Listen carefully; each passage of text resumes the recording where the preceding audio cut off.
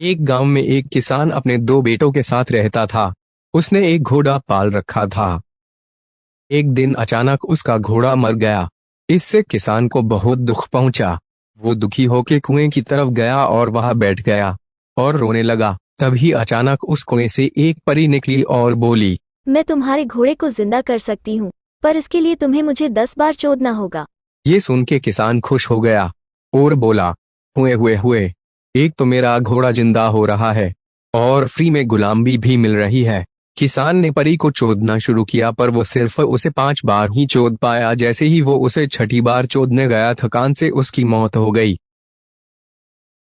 अपने पिता की मौत की खबर सुनकर बड़ा बेटा चीमस बहुत उदास हो गया और वो भी कुएं के पास जाकर बैठ गया और रोने लगा। तभी अचानक कुएं से फिर से परी निकली और चीमस को बोली, मैं तुम्हारे पिता और घोड़े दोनों को जिंदा कर सकती हूँ, पर इसके लिए तुम्हें मुझे 20 बार चोदना होगा।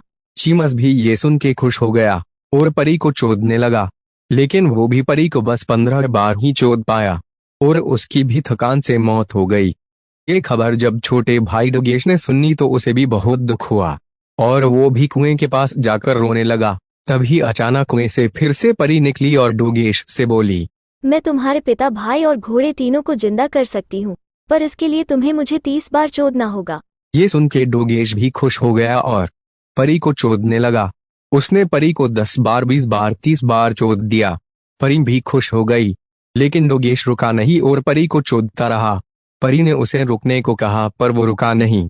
ऐसा करते करते उसने परी को 50 बार चोद दिया, जिससे परी मर गई और परी के वादे के मुताबिक डोगेश का बाप, भाई और घोड़ा जिंदा हो गए। फिर डोगेश के बाप ने उससे पूछा कि तुमने ये कैसे किया? डोगेश मुस्कुराते हुए बोला, जब घोड़ा मर सकता है तो परी क्या चीज है।